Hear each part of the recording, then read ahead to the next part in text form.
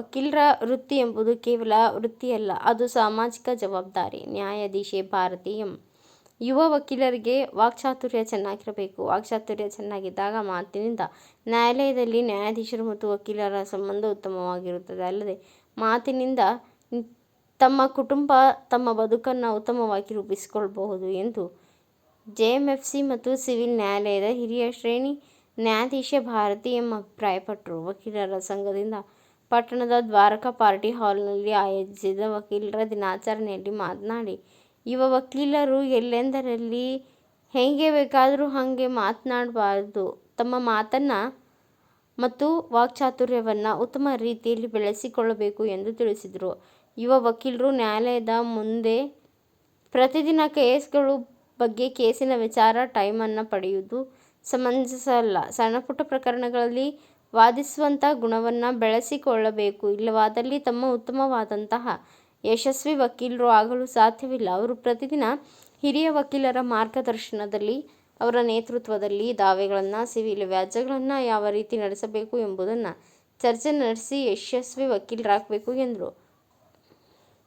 JMFC ಮತ್ತು civil ನ್ಯಾಯಾಧೀಶ ಮಂಜುನಾಥಾಚಾರಿ ಮಾತನಾಡಿ, ಉತ್ತಮ ಸಮಾಜ ನಿರ್ಮಿಸಲು, ಸಮಾಜವನ್ನು ಉಳಿಸಿಕೊಳ್ಳಲು ಅನುಭವ ಮಂಟಪಗಳಲ್ಲಿ ಚರ್ಚೆ ಮಾಡಬೇಕಾದ ಅಗತ್ಯವಿದೆ. ಹಿರಿಯ ಮಾರ್ಗದರ್ಶನದ ಕಿರಿಯ ವಕೀಲರಿಗೆ ಅಗತ್ಯವಿದೆ. ವಕೀಲ ವೃತ್ತಿಯಲ್ಲಿ ಅಡ್ಡದಾರಿಯಲ್ಲಿ ಹಣ ಮಾಡಬಹುದು, ಚೆನ್ನಾಗಿ ಬರಬಹುದು ಎನ್ನುವುದಾದರೆ ನೀವು ಹಣ ಮಾತ್ರ ಮಾಡಬಹುದು, ಆದರೆ ನಿಮ್ಮ ಅಸ್ತಿತ್ವವನ್ನು ಸಮಾಜದಲ್ಲಿ ಉಳಿಸಿಕೊಳ್ಳಲು ಸಾಧ್ಯವಿಲ್ಲ ಎಂದರು.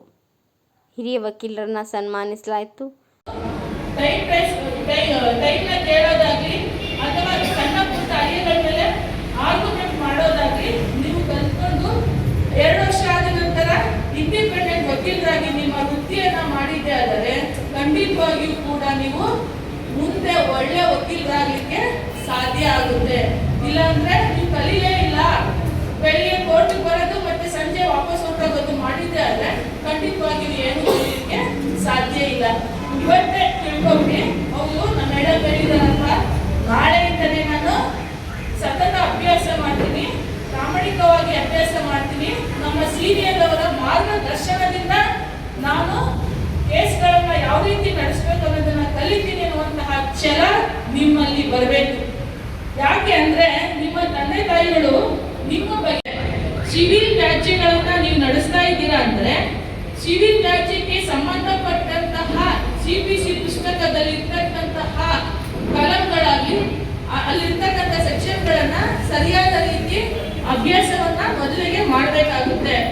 ಈಗ ಉದಾಹರಣೆಗೆ ಒಂದು ಸ್ಪೆಸಿಫಿಕ್ ಪರ್ಫಾರ್ಮೆನ್ಸ್ ಸೂಟ್ ಹಾಕ್ಬೇಕು, ಒಂದು ಯಾವ್ದಾದ್ರು ರಿಜಿಸ್ಟರ್ಡ್ ಕರಾರು ಪತ್ರವನ್ನು ಒಬ್ಬ ಕಕ್ಷಿದಾರ ನಿಮಗೆ ತಂದುಕೊಟ್ಟಿದ್ದೆ ಆದಲ್ಲಿ ನೀವು ಆ ವಿಷಯಕ್ಕೆ ಸಂಬಂಧಪಟ್ಟಂತಹ ಸ್ಪೆಸಿಫಿಕ್ ರಿಲೀಫ್ ಆಕ್ಟ್ ಅದನ್ನ ಓದ್ಬೇಕಾಗುತ್ತೆ.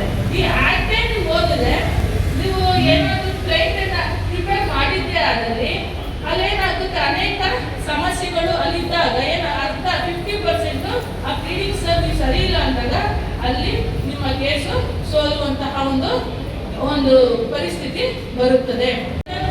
ಕಕ್ಷಿದಾರರಿಗೆ ಸರಿಯಾದ ರೀತಿಯಾಗಿ ನ್ಯಾಯವನ್ನ ಒದಗಿಸಿಕೊಡಬೇಕು. ಇದು ಕೂಡ ನಮ್ಮ ಜವಾಬ್ದಾರಿ ಅಂತ ತಿಳ್ಕೊಂಡು ನಾವು ನಮ್ಮ ಕೆಲಸವನ್ನ ಮಾಡಬೇಕಾಗುತ್ತೆ.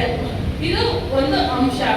ಇನ್ನೊಂದು ಅಂಶ ಹೇಳಿದ್ರೆ ವಾಕ್ಚಾತುರ್ಯ, ಮಾತು. ನಮ್ಮ ಮಾತು ಹೇಗಿರ್ಬೇಕು, ಹೇಗೇಗೋ ಇರೋದಲ್ಲ, ಎಲ್ಬೇಕಲ್ಲಿ ಏನೇನೋ ಮಾತಾಡಕ್ ಸಾಧ್ಯನ? ಖಂಡಿತವಾಗಿಯೂ ಇಲ್ಲ. ಮಾತಂತಕ್ಕಂಥದ್ದು ಒಂದು ಸಂಬಂಧವನ್ನ ಉಳಿಸುತ್ತೆ. ಮಾತಿನಿಂದ ಒಂದು ಸಂಬಂಧ ಕೆಡುತ್ತೆ. ಮಾತಿನಿಂದ ನ್ಯಾಯಾಧೀಶರು ವಕೀಲರ ಒಂದು ಸಂಬಂಧ ಉನ್ನತ ರೀತಿಯಲ್ಲಿರುತ್ತೆ.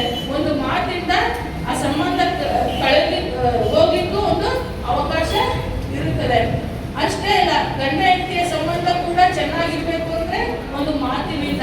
ಗಂಡ ಹೆಂಡತಿಯರ ಸಂಬಂಧಗಳು ಹಾಳಾಗಿ ನ್ಯಾಯಾಲಯದವರೆಗೂ ವಿವಾಹ ವಿಚ್ಛೇದನಕ್ಕೆ ಹೋಗಿ ಬರ್ತಾರೆ ಅಂದ್ರೆ ಅದು ಕೂಡ ಒಂದು ಮಾತಿನಿಂದ ಅಂತಕ್ಕಂಥದ್ದನ್ನ ನಾವೆಲ್ಲರೂ ತಿಳ್ಕೋಬೇಕಾಗುತ್ತೆ. ಹಾಗಾಗಿ ಸರ್ವಜ್ಞ ಹೇಳ್ತಾರೆ, ಮಾತಿನಿಂದ ನಗೆ ನುಡಿಯೋ, ಮಾತಿನಿಂದ ಹಗೆ ಕೊಲೆಯು, ಮಾತೆ ಮಾಣಿಕ್ಯ ಸರ್ವಜ್ಞ ಅಂತ. ಒಂದು ಮಾತ್ರ ಇತ್ತೀಚಿನ ದಿನಗಳಲ್ಲಿ ನಾವೇನಾಗ್ತಾ ಇತ್ತು, ನಮ್ಮ ಆರೋಗ್ಯ ಹಾಳಾಗ್ತಾ ಇದೆ. ಕಾರಣ ಏನಂದ್ರೆ ಒತ್ತಡದ ಕೆಲಸ, ಓದೋದು ಕಕ್ಷಿದಾರ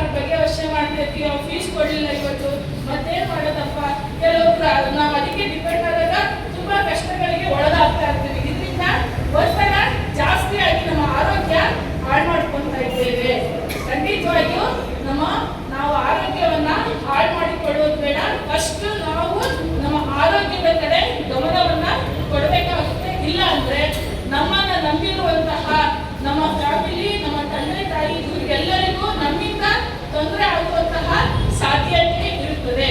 ನೀವು ಬೆಳಿಗ್ಗೆ ಎದ್ದ ಕೂಡಲೇ ವ್ಯಾಯಾಮ ಮಾಡೋದನ್ನ ಪ್ರತಿಯೊಬ್ಬರು ರೂಢಿಸ್ಕೋಬೇಕಾಗುತ್ತೆ.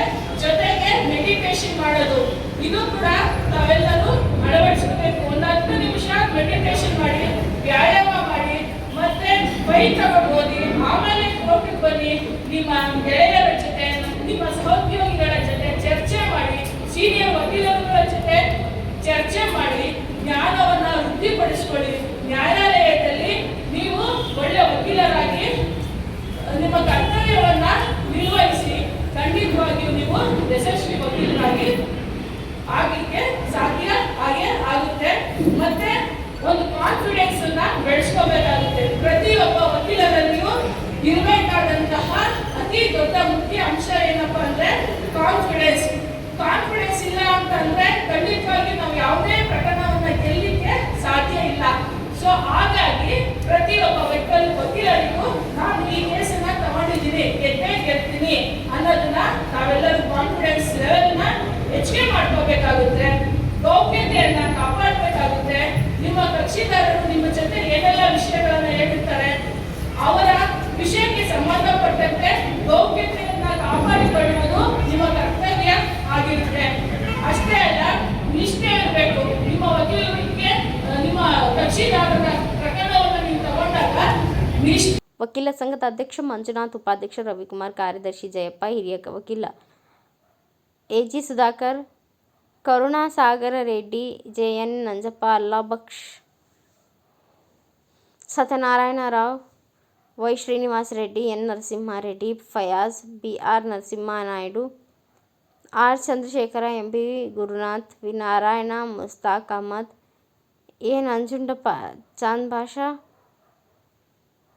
ಡಿಲ್ ರಾಮಾಂಜನೇಯ, ಸಿವಿ ನರೇಂದ್ರ ಬಾಬು ಸೇರಿದಂತೆ ಇನ್ನೂ ಅನೇಕರು ಉಪಸ್ಥಿತರಿದ್ದರು.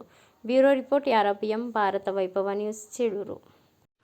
Thanks for watching. Read, discuss and debate with editor Dr. Yan Prashant Rao. Wanted reporters in print, digital and visual media for Bharat Vaibhav Daily Newspaper, BV News 5 Channel and BV Fast Web News from all the talukas of Karnataka, Goa and Maharashtra.